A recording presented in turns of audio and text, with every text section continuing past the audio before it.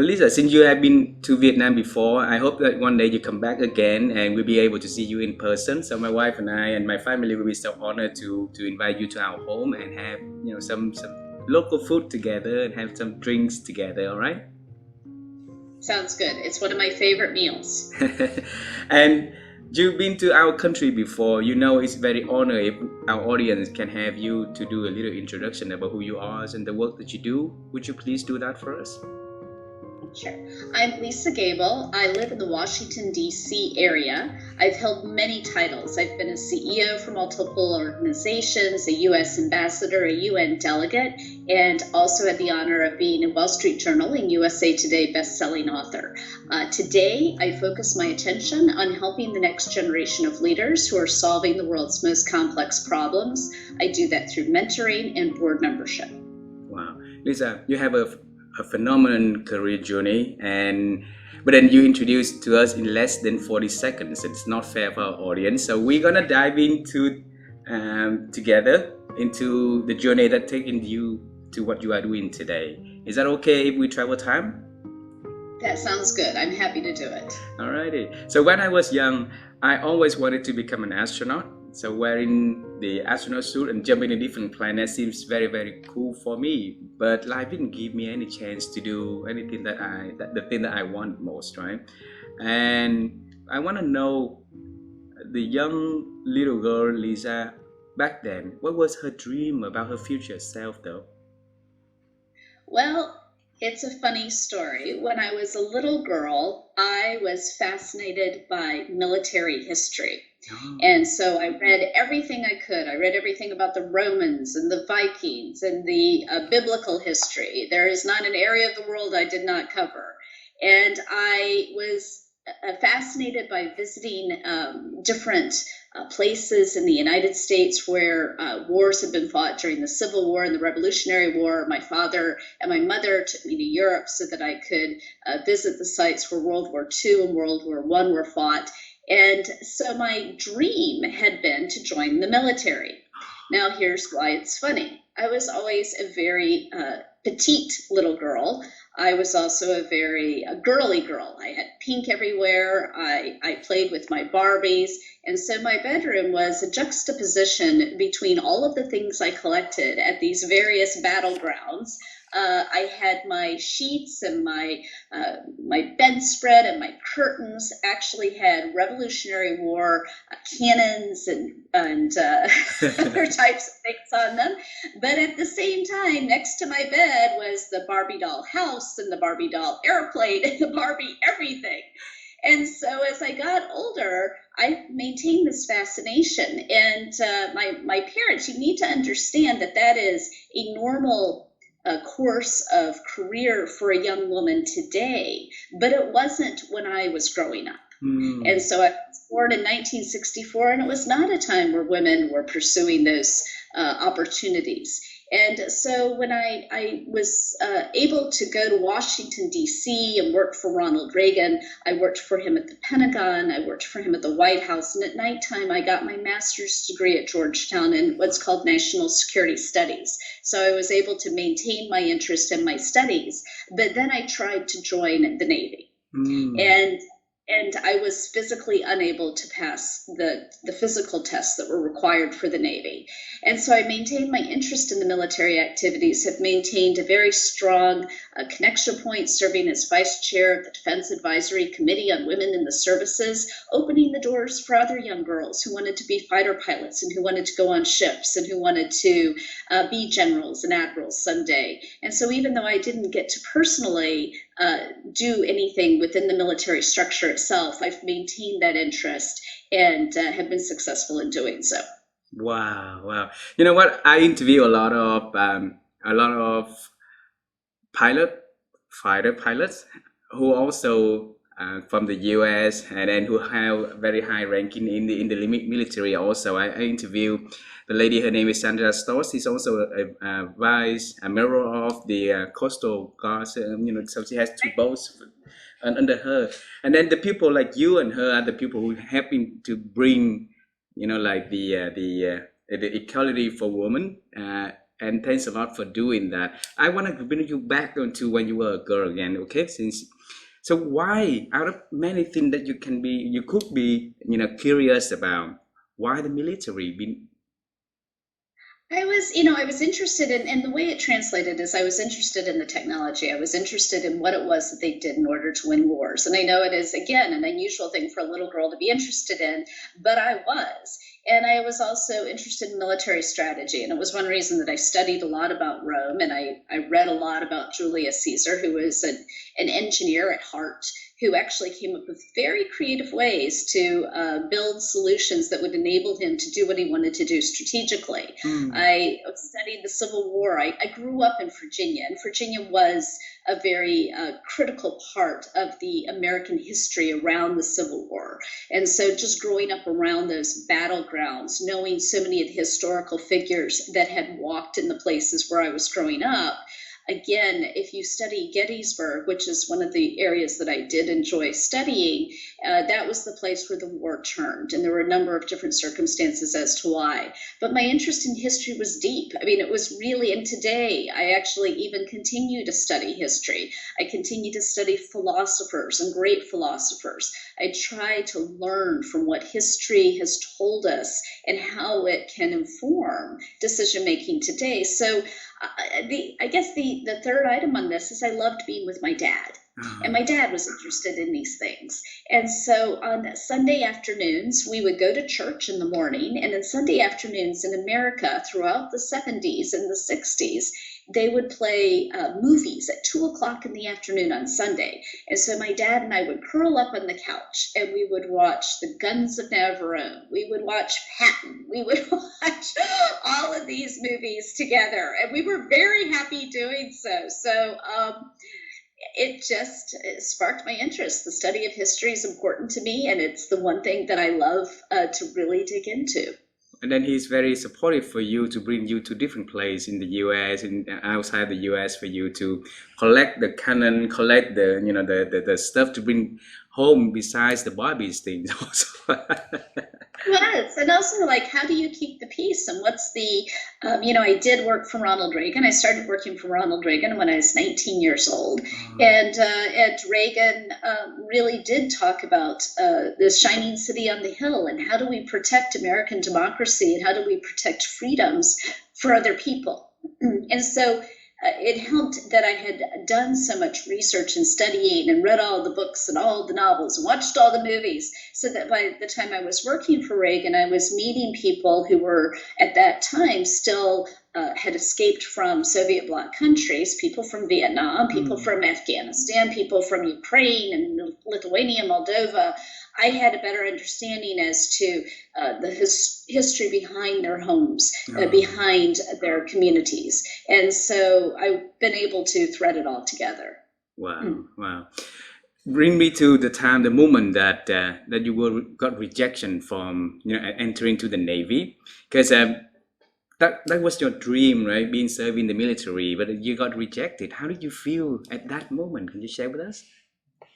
Well, it was disappointing. I had actually tried to join the Naval Reserves. I knew that the Naval Reserves had a different physical requirement than other aspects of the Navy. I was 5 feet tall. I weighed 95 pounds. And again, at that point in time, there was no path for a woman who looked like me. And so I thought, well, I found the one thing, naval intelligence. I can do it as a reservist. I can continue working in the areas that I'm interested in, and I can combine both things. But I was disappointed. And so I really kept my eye, though, on other ways that I could contribute, other ways that I could maintain that relationship. And I was very, very fortunate in order to be able to do so. So it was a disappointment, but you also have to understand that I play multiple hands at the same time. And so if one thing doesn't work, then I go down a different path. I always have a backup plan. Yeah, a lot of us, when facing with disappointments like that, will starting to fall apart and see no hopes out of the tunnel. So tell us, how did you move around from plan A and then quickly move to plan B? I was very fortunate that I had built a relationship with a woman by the name of Barbara Barrett. And I had met Barbara during my first month or so at the White House. She was interviewing for a job. to be Deputy Administrator of the Federal Aviation Administration. That's basically the U.S. government role that controls how the airplanes fly in and out of airports. And so Barbara ended up getting that job, and she would always tell me about her husband, whose name was Craig Barrett. And I was doing my master's thesis at that time while I was working at the White House. I was going to graduate school at nighttime, and my master's thesis was on how the Chinese might utilize what we call dual-use technologies with civilian use and military use, semiconductors and supercomputers. This was 1987, so I was a little ahead of my time. And I told Barbara, I said, I'd love to meet your husband, because at that point in time, I knew that I wanted to leave Washington. The opportunity I pursued with naval intelligence wasn't going to work out, and I wanted to leave DC. And so she arranged for me to meet Craig, and at that moment, he was the senior vice president of Intel Corporation, and Intel was only $1 billion company at that time. And as you may know, because it's close to Vietnam, that Intel in the late 80s was manufacturing in two places. They were manufacturing in Israel and in Malaysia, and then they also had their sites in the United States, in Arizona and New Mexico. And so Craig hired me, and that's really was my opportunity. After Reagan left office, I went to work for Intel Corporation as Craig's troubleshooter, working on different projects that were of interest to him, some still in the national security space. I had an opportunity to study Chinese in Taiwan, so I moved to Taiwan for 6 months and studied Chinese.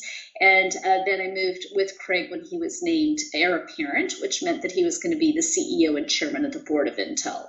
And at that point, I had the opportunity to continue to work at Intel. The other thing, though, that I did is that Barbara was very kind in nominating me to boards that she had served on. So at that same moment, around 1990, she had gone off a board that was dealing with the military, the one I referenced before, looking at the oversight of women's integration into the military. And so she nominated me for that board. So I was able to serve on that board while at the same time working full-time at Intel. Wow. And then how was you able to manage the time out of your works and then school at night time, and then keep the hobbies of histories and do so many things at one time? So how did you manage time? I'm very organized. One reason I fit in so well at Intel is that I'm very process driven, and so being able to create timelines, identify deliverables, and I've always defined deliverables for my life too. So at Intel, you're taught just-in-time management. You're taught Andy Grove's principles of management by objective.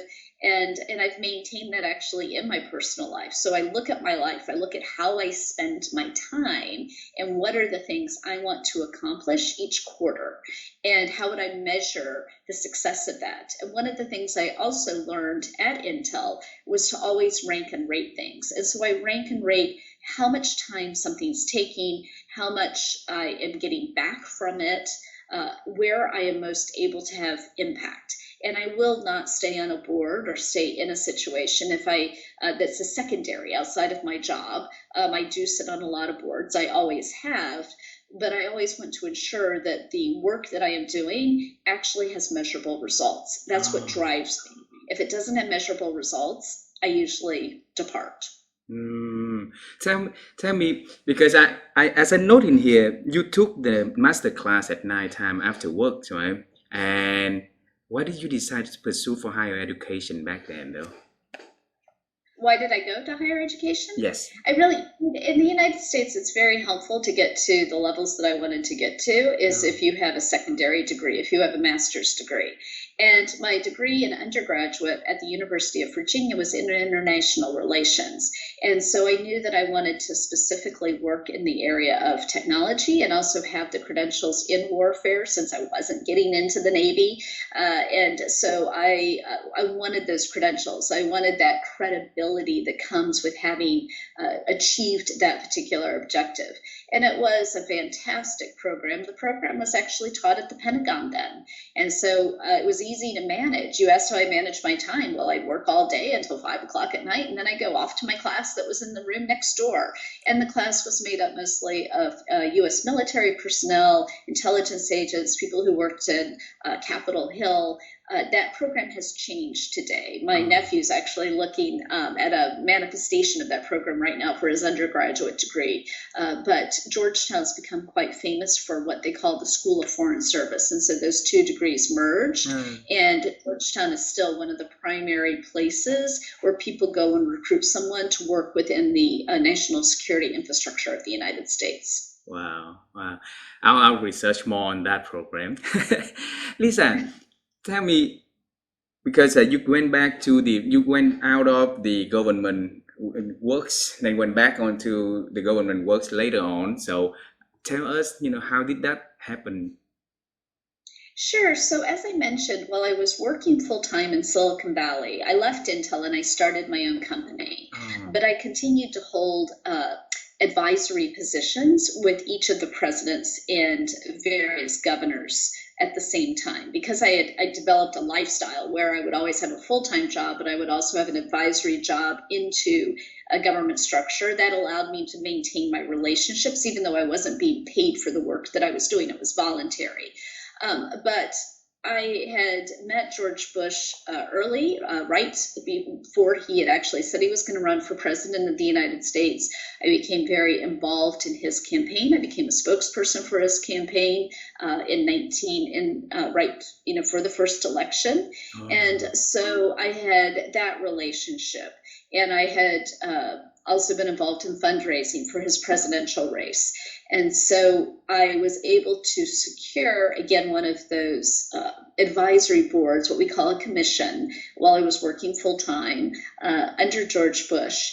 And then because of my continued engagement and support of his administration, the president actually nominated me to be the U.S. ambassador to the Aichi World Expo in Nagoya, Japan in 2004 and 2005. Oh, so you based in Japan back then, or you based in the U.S. and then fly back and forth? Both. I had a home in Japan, in Nagoya, Japan, which is where Toyota headquarters. Toyota was actually very involved in the World Expo. And then I basically took 15 flights back and forth between the United States and Nagoya over an 18-month period of time, in addition to living there for 6 months. Wow. So how many countries have you been traveling around the world?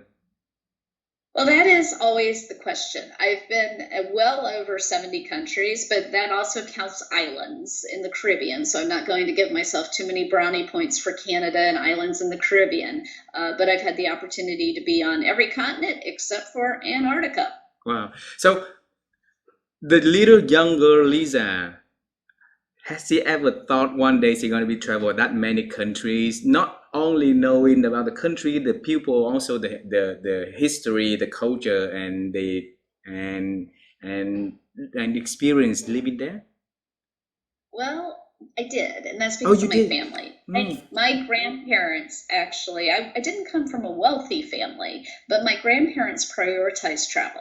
And so up until they were so elderly, they couldn't do it anymore. My grandparents did walking tours all over the world. My grandparents in the late 50s went to the Middle East and did a trip buying artwork. So my grandparents went to New Zealand, I believe it was, or Australia, and did a walking tour when they were in their 70s. At the same time, my mother and father had international relationships. My mother helped launch a nonprofit called World Help, and they were heavily engaged with countries in the former Soviet Union after the wall came down. And so my mother spent a great deal of her time in places like Lithuania and she actually went to Russia a number of times. They were helping with getting medical equipment in, helping to set up hospitals, helping to set up adoption programs. So my family had always done a great deal of travel. My dad had he'd been on an advisory board in Israel.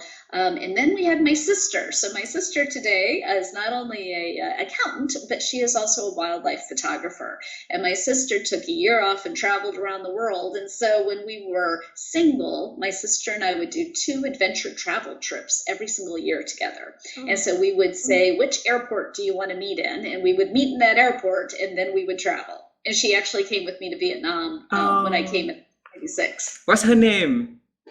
Her name is Michelle. So Michelle. Michelle is Michelle Gillerman. You can follow her photography online. It's quite beautiful. She spends a great deal of her time in Africa. Okay, can you tell Michelle that there's me from Vietnam saying hello to her, and then I hope one day that if she travel back to Vietnam, I will be inviting her for a cup of coffee or so together. She would love that. She did a trip horseback riding through Mongolia, and so some of her most beautiful photographs are horses in Mongolia.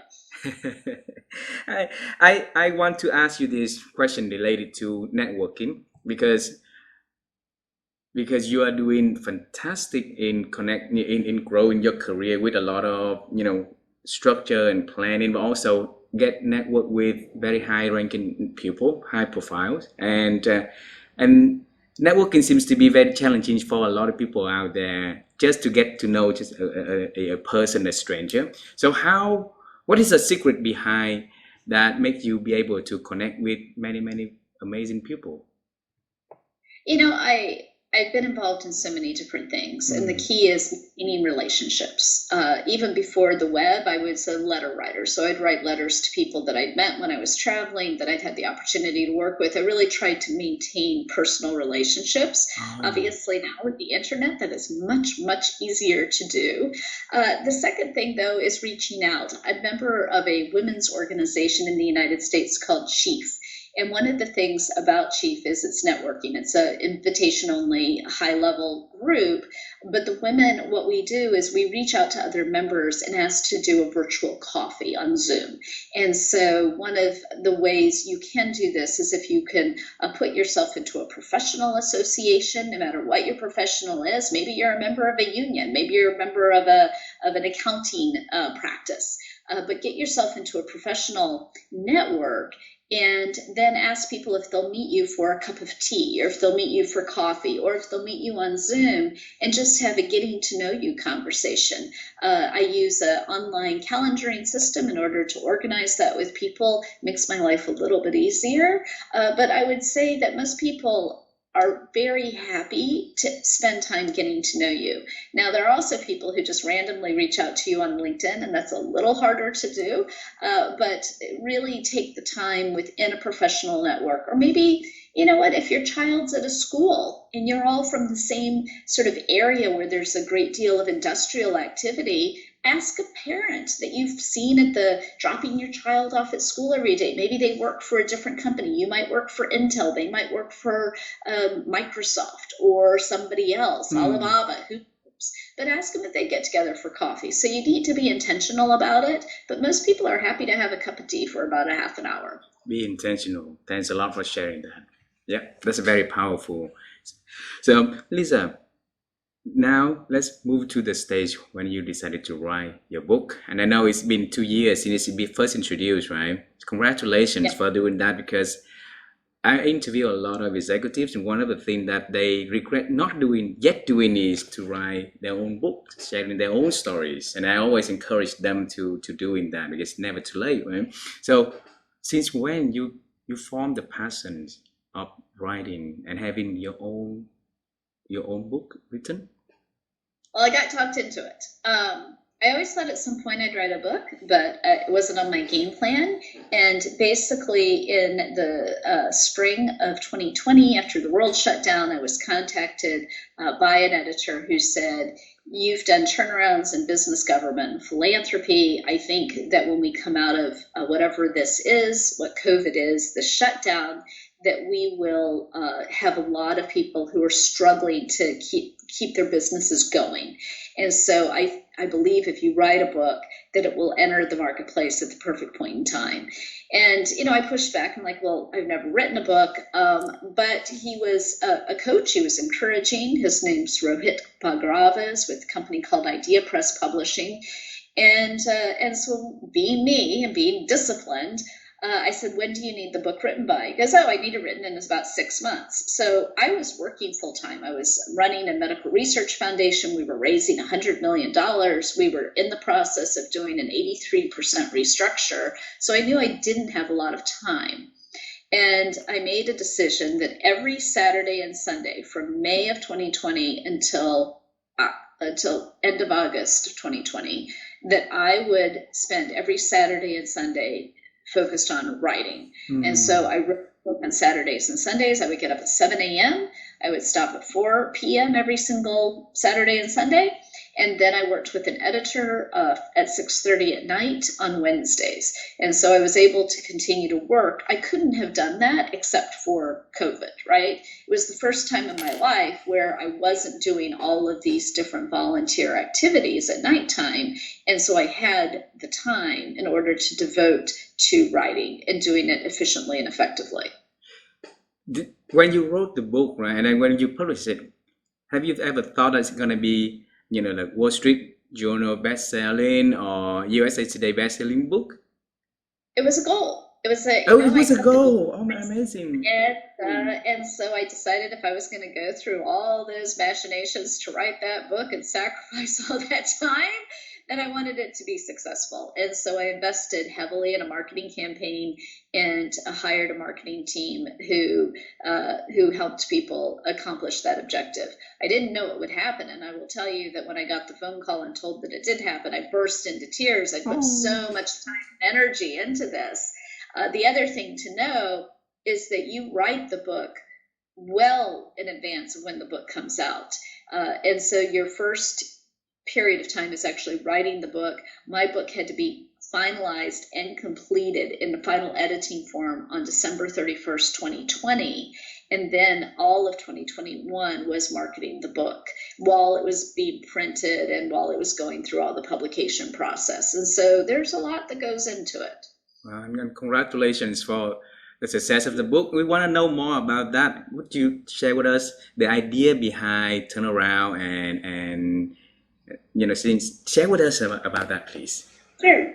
So you can find the book on Amazon. You can find it on multiple different, it's sold at Walmart, Target, go online. It's called Turnaround, How to Change Course When Things Are Going South. The book basically is a compilation of stories as well as methodologies for turning around an organization.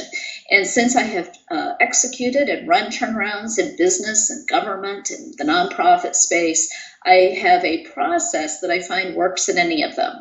And it's 4 steps. The first step is visualizing the future. What do you want your world to look like 5 years down the road? How do you want it to look? Not the way it looks today, but how do you want it to work? How do you want people to be interacting with it? How do you want your customers' lives to be? What are you really trying to change? And so you visualize that perfect world scenario. And then step number 2 is you break down the past. You go and you audit all the work that you've done, but you also step even farther back. You go back to the original charters of your organization. You go back to the original bylaws. You look at why someone started the organization in the first place. Most people started an organization to solve a problem. If you're a company, starting to solve a problem on behalf of the consumer. If you're a nonprofit, you're starting and solving a problem on behalf perhaps of a patient or of an underserved community. And so you have to ask yourself whether or not that problem is still relevant today. So you go and you audit the past and you figure out where you got off track, right? You're doing a turnaround because even though you were solving this problem, perhaps you expanded too quickly. Perhaps you took on too many different activities. You weren't focused enough. And so step number 3 is to create a path from the past, from where you started, why you started the organization, to that future world scenario of where you want to get to. And the best way to do that is focus, focus, focus. You can only do so many things well. And so I talk about job 1. What's the most important thing you must do in order to survive and thrive? And then jobs 2 and 3 are what I call your backup singers. Those are the other activities in which you can engage, but they must be designed to solve job 1. And by having that ultimate focus, you therefore require partnerships, right? You can't do everything. You're actually letting stuff go in your company. That doesn't mean that certain things don't still have to happen. So you search for partners who are best of class in the other activities that must be in place in order for your future world scenario to be where you want it to be. And so the book probably has the word partnership in it, maybe 60 times. I talk a lot about partnerships. Finding partnerships is one of the most effective, cost-effective, streamlined ways to accomplish your objective. Once you've done that, you can move into step number 4, which is to move as quickly as possible towards your goal. You've identified your future scenario. You've gone back in the past and figured out what you did wrong, where you got off track. You've identified the number one thing you're going to focus on and the partners you're going to link arms with in order to accomplish it. And so step number 4 is moving everybody from the past into that future world scenario and moving as quickly as you possibly can. You don't need to keep revisiting your decisions. I use decision trees a lot to get people on the same page, but that's really the most important thing. Wow. And then the whole 4 steps start with the first one is visualizing the future. And a lot of us don't know how our tomorrow is going to be, or the end of the week, how it's going to look like. Now we're talking about visualizing the business 5 years from today. So how can you share with us some techniques that can help us to expand that ability to see and visualize things? You want to think about what you really want the world to look like. Really, I mean, you have to visualize it, literally visualize it. And so if your future state, Elon Musk does a great job, right? He knows he visualizes himself. I think he visualizes himself walking on Mars in a village of buildings that are supporting a certain set of activities of research on Mars. That's what I think he sees. He seems as though going in the rocket ship. And that's really the case for you. We mentioned that I visited Vietnam in 1996. Vietnam in 1996, as you know very well, didn't really have much of an infrastructure. It had no travel infrastructure. My husband and my sister and I were literally on a raft in Haiphong Harbor because there was no way to get to where we wanted to go. So someone had to visualize the future, right? They had to think, well, if I want tourists coming to my country 20 years from now, I'm going to need trains, I'm going to need planes, I'm going to need airports, I'm going to need nice hotels, I'm going to need tour guides. I'm going to need, if I visualize and I think, oh, I want Vietnam to resemble Singapore, what are the steps I need to take in order to get Vietnam in 1996 to be like Singapore when Lisa Gable comes back in 2018? What does it look like? And so you have to think about 5 years from now, what if you could wave your magic wand, if you were a wizard and you could say, oh my gosh, I'd love to just repaint my entire operation, that it could do this one thing really, really well, and people would be able to never have to worry about this one issue. Let me give you an example, maybe the easiest.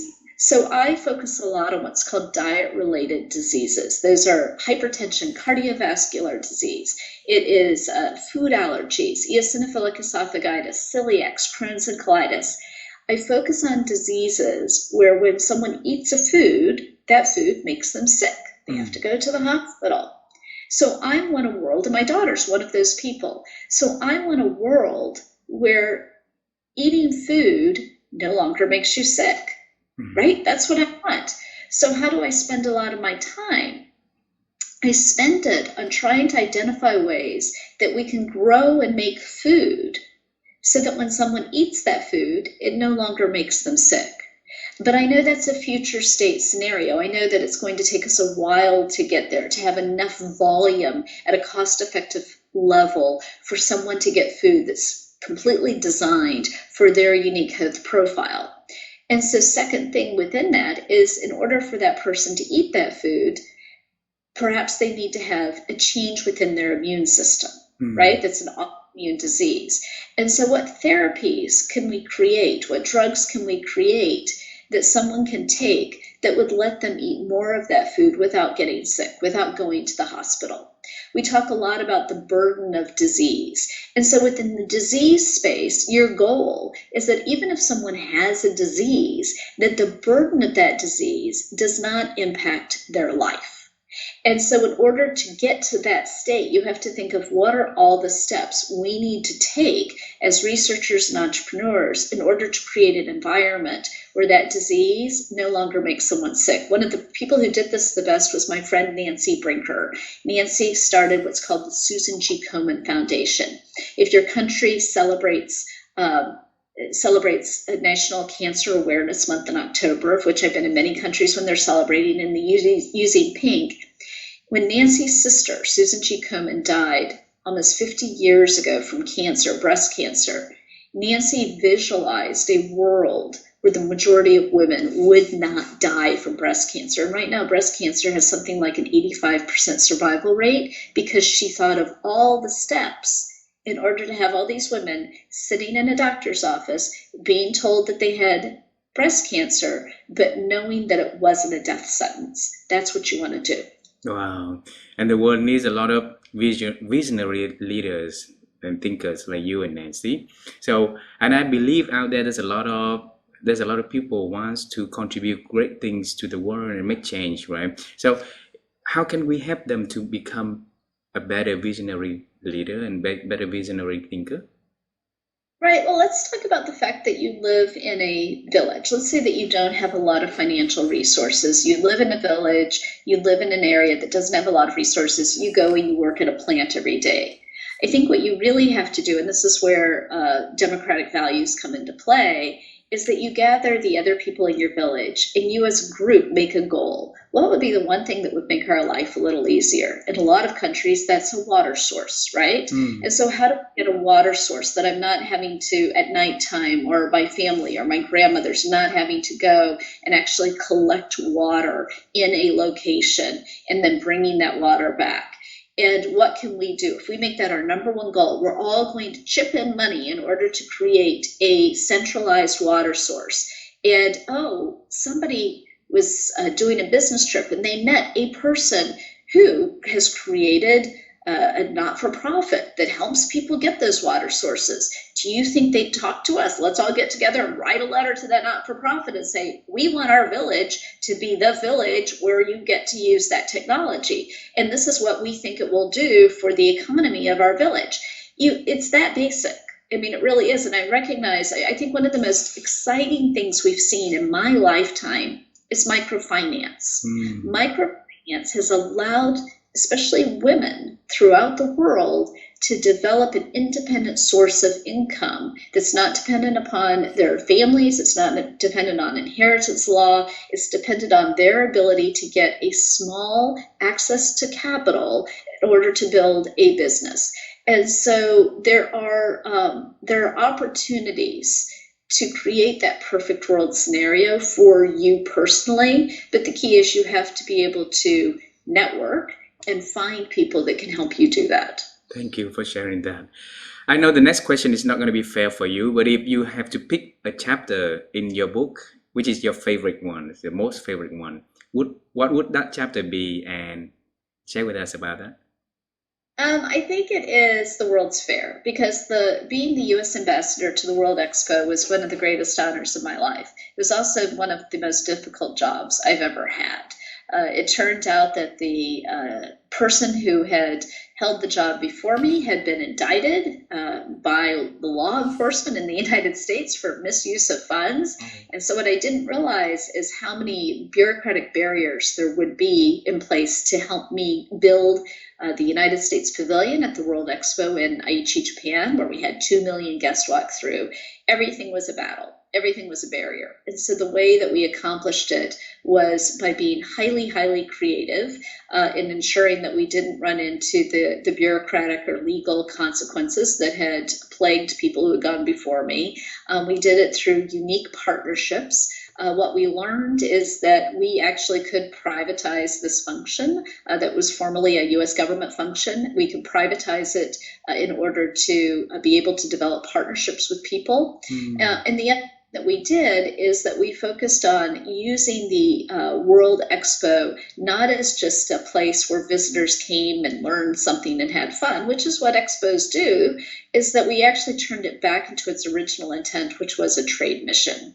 And so we ensured that we were signing manufacturing agreements throughout the time period that the U.S. was engaged, so that we had a wonderful Disney-like experience for everyone who came to the expo, but we also created jobs for Americans and actually helped them sign manufacturing deals for car manufacturing and then the supply chain manufacturing that went around it. And so that's what that chapter talks about.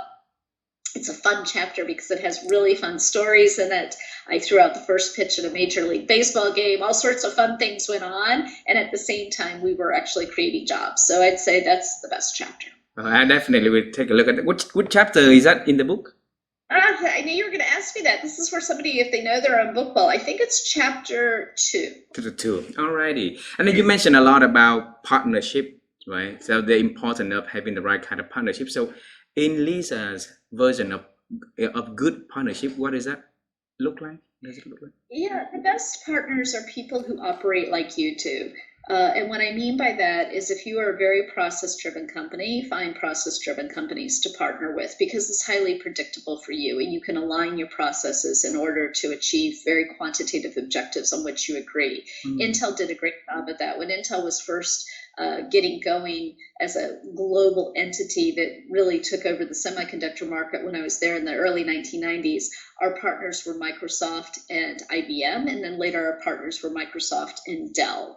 But all three were very process-oriented companies. Each did one thing very, very well, and so we aligned our processes, and each of us took over dominating the marketplaces in the computer field at that point in time. Intel ended up with 85%.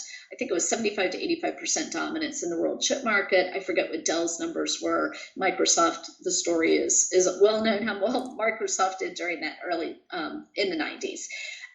If you can't find a partner who has a process that aligns with yours, then I would also say if you can find someone who does one thing really well, you can acknowledge where your processes are different, but that person is highly trustworthy and they share a common vision with you, then that person's worthy of partnership. You want credible people that you can depend on. I mean, that is the most important thing. You want to trust your partners. Absolutely. So somebody that like you, and then somebody that we have to, we can put our trust totally on that person, right? Right. Maybe they're not as process driven as you are, but they're really, really good at selling.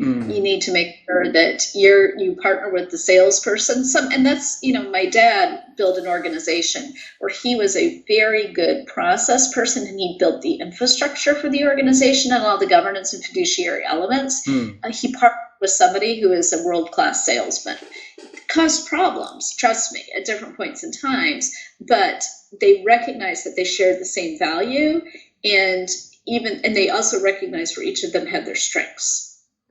Beautiful advice. Thanks for sharing. We will travel to the past one more time, and then we move forward. Okay.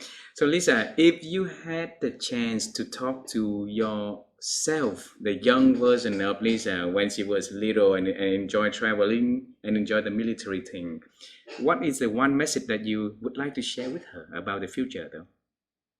I would share the same message I share with a lot of Type A young people, which is that you don't have to accomplish everything all at the same time. It's exhausting. It's truly exhausting. The way I led my life was not normal. And so I talk to a lot of young people today that they didn't get into the college that they wanted to get into, or they didn't get into the internship that they wanted to. And I spend a lot of time reminding them that there are a lot of paths to where they want to go. And that so you didn't get into the college you wanted to get into. Know that you're going to focus on getting into the graduate school that you want to get into. There are different ways to build credentials, and that's the thing I learned through the way that I lived. But I had to learn it on my own. There weren't a lot of programs that were designed to help women in the workplace when I was a front runner on that. Now there are. And so I try to remind people to stop beating themselves up. Okay, you didn't make that goal. You didn't get into that place, but that's all right. The world has not ended. The world is a really big place. If you didn't accomplish it in the United States, maybe you should go to school in Paris. Maybe you should go to school in Scotland. Maybe you should go to Vietnam for 6 months and volunteer. I've talked to a lot of young people. I so appreciate the time that I had to live in foreign countries and the experience that it gave me that has translated into effective diplomatic activity. And so don't underestimate the value that if you go and you volunteer in Africa for 3 months, or Haiti, or Myanmar, that you're not learning things at that point in time. Lots of ways to achieve the objectives. So that would be the thing I would tell my younger self. Thank you very much for sharing that, and thank you very much for telling young people, to go and exploring the world in different options, like you did back then. If plan A doesn't work, then you have plan B, C, and D in place, right? Yep. I have, my wife and I, we have one mission is to help people to think better, because we believe that our ability to think these days has been diminishing. So there's a lot of noises and a lot of things that derail us from thinking well, right? So having you on the show, I want to ask this question: how have you been helping yourself to grow your ability to think over the years, Lisa? Well, during the last year and a half, I've really given myself the time to write. And I give myself breaks to do things that I need to do to recuperate. I'm fortunate that I am financially in such a place that I can pick and choose what I want to do. I wasn't always in that position. But what I've done is I've recognized that today, later in my life, I am. And so I run really, really, really fast. I exhaust myself when I do a turnaround. I actually give myself time off after that turnaround to sink in and do my mental recharge. And for me, mental recharging is finding things that intellectually stimulate me. Like I said, I'm a big reader, so being able to read and write is actually how I process information and come up with my next plan. Wow. Thank you very much for sharing that. So writing and reading, right? And then have time to recharge is a secret for you to help yourself to grow the ability to think. So the last question, the last question is, it's not fair if we're not going to talk about the future, because we knew the past already. We know what you are doing at the moment, and let's have some vision about the future. So is there anything exciting you are working on you want to share with us so that we can celebrate with you in advance? Well, I'm chairman of a think tank, a futuristic think tank called the World in 2050, which is part of the Diplomatic Courier Media Network. I've been on the board of the Diplomatic Courier Media Network for since 2006. And the think tank, we track a number of megatrends that need to be in place in order for the world to arrive well in 2050. And as I joke with people, I will be 80-something years old in 2050. So it is to my best interest to ensure that those megatrends, whether they be in AI, education, governance, democracy building, that they arrive well by the time I'm a little old lady and highly dependent upon the system. But that's what I'm working on. And we have an amazing number of people from across all the different technology categories of AI, education, quantum, climate change, governance, a wide variety of areas that we bring together for convenings and joint activities in order to affect change in each of those megatrends, with the goal of ensuring that we reach certain goals by 2050 and that the world is on track to be in a good place in 2050. And so that's the thing that excites me every day. It's what gets me up. It's one of the reasons why I mentor people in their 20s, their 30s, their 40s, because in 2050, they will be the world leaders. Beautiful, beautiful. So is that open for the public or what? Well, you can find out more about the world in 2050 if you go onto the Diplomatic Courier website, diplomaticcourier.org website, and then there's a button in the corner that says World in 2050. Wow, Diplomatic Courier, and then there's a section for the World 2050, right? Okay. And the Diplomatic Courier is a magazine, and it does take submissions. And so I know you have readers and writers from across the United States. Look through the magazine and see if there's an area where you'd like to make a submission of an article. We pride ourselves, and have since the beginning of the organization, that we have writers from across the world who are participating. So people like you could actually write an article, and you'd be a perfect fit for our audience. Absolutely. We will explore that options. And thanks a lot for doing so many amazing things to make the world a better place for everybody, Lisa. It's a great honor for me to knowing you and having you on our show. And I wish you all the best. I wish you to have, all the things that you want to accomplish will accomplish, and with great result, of course. And I really hope one day that we'll be able to see you in person for a cup of tea for 30 minutes conversation, person to person. That would be wonderful. That would be wonderful. And I so appreciate you inviting me. When you sent me your note and told me what your mission was, I knew it was a mission that we shared common values and common objectives. So I appreciate the opportunity to have the conversation today. Thank you very much. And please tell Michelle that I say hello to her from Vietnam also. So hopefully one day I will meet Michelle also. Okay? Sounds good. She'll be thrilled to hear.